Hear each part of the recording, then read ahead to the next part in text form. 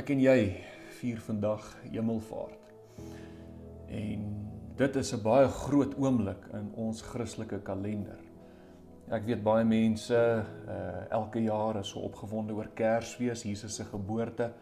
Ander is weer baie opgewonde oor Paasnaweek, Jesus se sterf en opstaan uit die dood, en dit is alles wonderlik. 'n Redder wat aarde toe gekom het, 'n redder wat ons sondes op hom geneem het, en wat die prys wat ons moes betaal op hom geneem het, ons vry kom maak het van die wet, vry kom maak het van godsdiens, en dan uit die doodheid opgestaan het, sodat ons vir ewig saam met hom kan leef, dat ons die ewige lewe en dit in oorvloed kan hê, sodat ons betekenis kan hê, sodat ons geliefd kan wees, en sodat ons aanvaar kan wees by die Vader. Dit is die evangelie opgesom.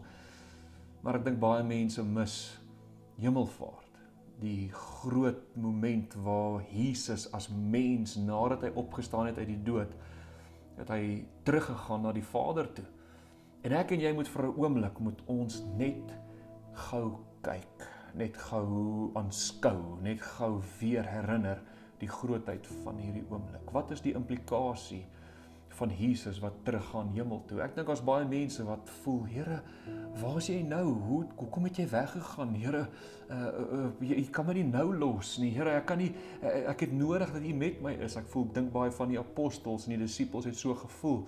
Here, waar is jy nou? Maar wat baie min mense weet, is dat hierdie moment eintlik iets soveel groter beteken en 'n implikasie op my en jou het, en ek en jy het nodig om dit vandag te vier. Die eerste groot ding wat Jesus se hemelvaart beteken is dat hy nou aan die regterhand van God sit. Nou dit beteken dat hy as koning en regeerder bo alles verklaar is. Niks is sterker en groter as hy nie. Niks het 'n beter sê of 'n groter krag as Jesus Christus nie. Johannes 1 kom sê vir ons so mooi, alles het deur hom en vir hom ontstaan. Kan ek vandag vir jou sê, jy wat oorlog veg, jy wat gedagtes veg, jy wat seer veg, jy wat twyfel veg, jy wat bekommernis veg, Jesus het elke oorlog, elke ding wat jy stoei, elke gedagte wat jy het, elke ding wat jy deurworstel, hy regeer oor dit. En kan ek vandag vir jou sê, ons weet hoe die storie eindig. Jesus wen. Ek en jy wen saam met hom. Hy is koning oor alles. Die tweede groot ding wat ek en jy moet besef, wat hemelvaart vir ons beteken, is dat Jesus vir ons nou 'n hoëpriester is.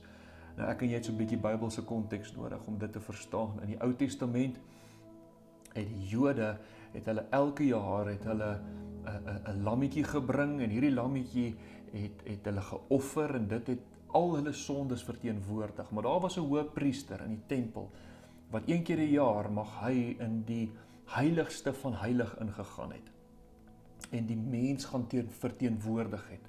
En daar is die mens se sonde een keer 'n jaar vergewe.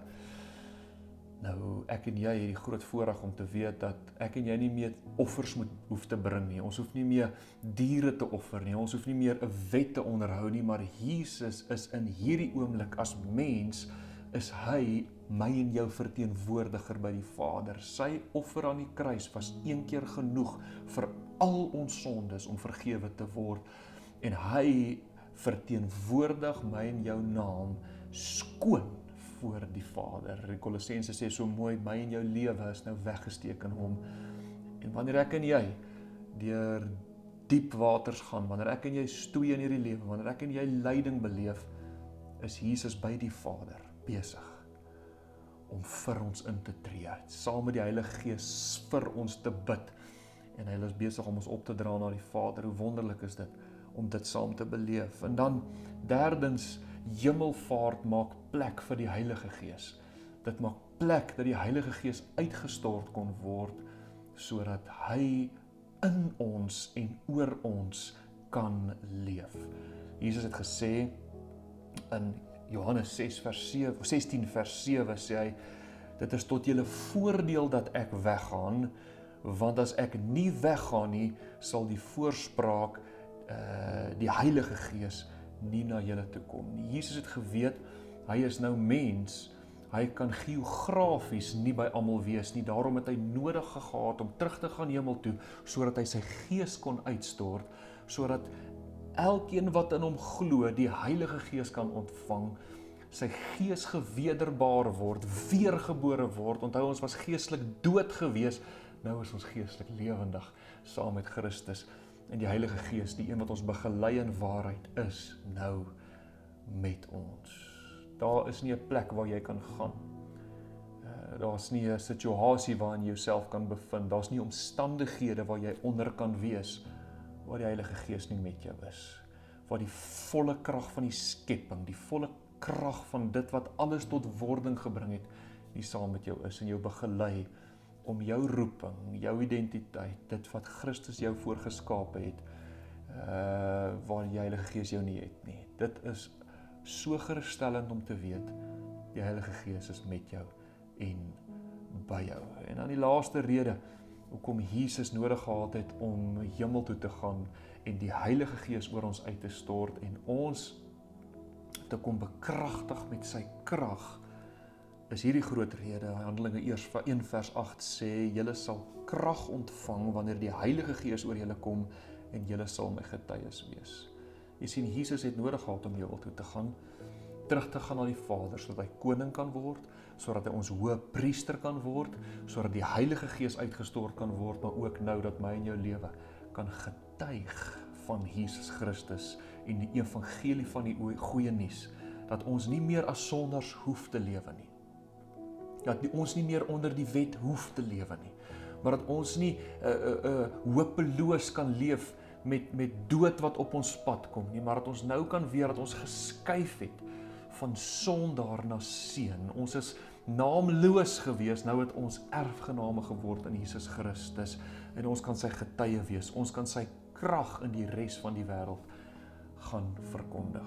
Ek is saam met jou die afgelope tyd besig in die boek van Handelinge, en weet jy wat vir my so merkwaardig, is dat Paulus hierdie goeie nuus, hy beleef Jesus Christus, hy beleef die liefde van Jesus Christus, hy sien hoe die evangelie mense gered, gesond en gestuur kry, maar is net asof hy nie kan stop nie, hy kan nie ophou nie, hy gaan op al hierdie sendingsreise, en hy gaan vertel mense van hierdie Jesus Christus, die een wat ons kom red het van die dood, die een wat ons kom red het van die seer en die pyn en die afstand tussen God die Vader, die een wat ons kom optel het en ons nuut kom maak, die een wat ons nou die koninkryk van die donker kom uittrek het en die koninkryk van die lig kom aantrek, die een wat vir ons 'n toekoms en 'n hoop kom gee het. Paulus kon nie ophou om te getuig van hierdie Jesus Christus nie, en ek wil jou vandag in die oë kyk en sê, het ek en jy dalk gedesensiteer geraak. Daar is mos ander mense wat vertel van Jesus. Leon vertel van Jesus, daar's genoeg pastore, daar's genoeg mense, maar jy sien baie keer hoor mense eers die evangelie en die goeie nuus wanneer dit uit jou mond uitkom. Is Jesus op jou lippe?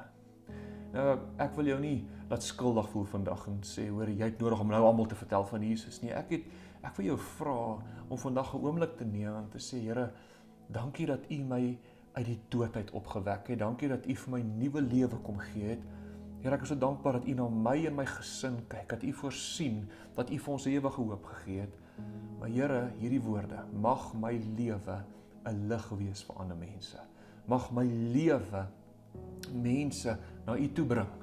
Mag my lewe, wanneer hulle na my lewe kyk, mag hulle Jesus Christus raak sien. Mag ek en jy weer 'n passie kry oor ons, om die evangelie van Jesus Christus aan mense te verkondig, sodat hulle daai hoop kan ontvang. Waar gaan ons gemeenskap wees? Waar gaan ons wêreld wees wanneer die storie, die goeie nuus van Jesus Christus ewe skielik dood is? Gesinne gaan uit mekaar uitspat. Mense gaan sonder hoop leef.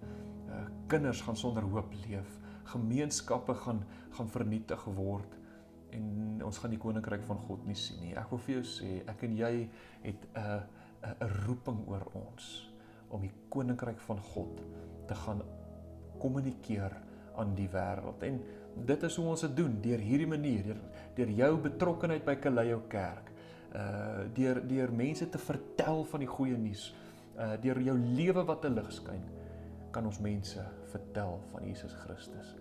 So kom ek en jy bid vir 'n oomblik saam. Here, dankie dat ons hemelvaart kan vier, dat U terug is by die Vader, dat U koning is en regeer oor alles. Dat U ons hoëpriester is, dat U vir ons bid en vir ons intree, dat daar nie 'n situasie is wat ons hoef te twyfel dat U krag nie daar betrokke is nie. En Here, nommer 3, dankie dat U die Gees uitgestort het, wat nou sê Romeine 8, saam met ons gees ooreenstem dat ons kinders van God is. Here, dat ons 'n ewige hoop het. En dan, Here, dat ons die goeie nuus van Jesus Christus kan kommunikeer en mense kan vertel dat hulle nie hopeloos hoef te leef nie, maar dat daar 'n hoop is, dat daar 'n nuwe lewe, dat daar bevryding van verslawing, dat daar gesond word kan gebeur deur Jesus Christus. Alles gaan net oor Jesus Christus. Ons bid dit in Jesus se heilige naam en almal sê amen. Mag jy vandag die liefde, die intimiteit, die krag van die Heilige Gees beleef waar ook al jy gaan.